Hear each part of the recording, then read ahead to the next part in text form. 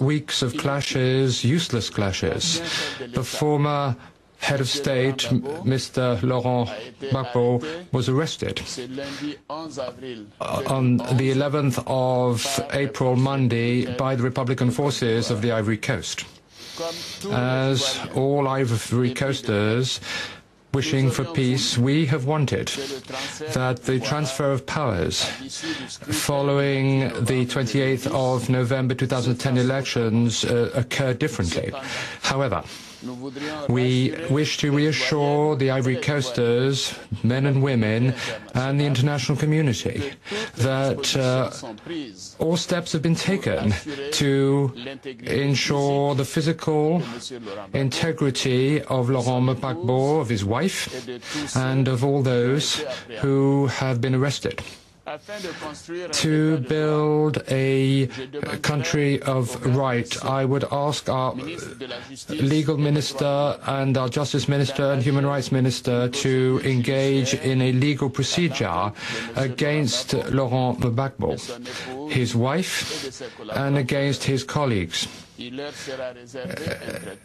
He will be then treated fairly and with dignity under our law. I will therefore call on all our fellow countrymen who may wish to seek revenge to refrain from doing so, from engaging in any reprisal action or violence.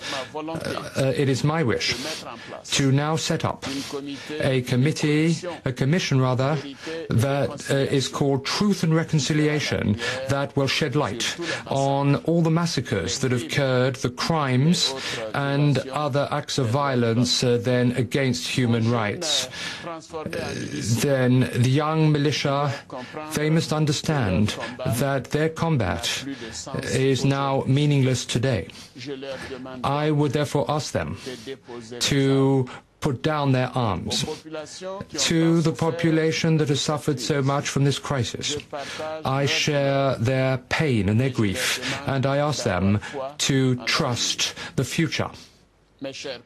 Dear fellow countrymen, for a return to order and calm, I have asked the national police forces, to the national gendarmerie, and to the Republican forces of the Ivory Coast, and to the impartial forces to oversee the security of people and goods in Abidjan and then across the entire country.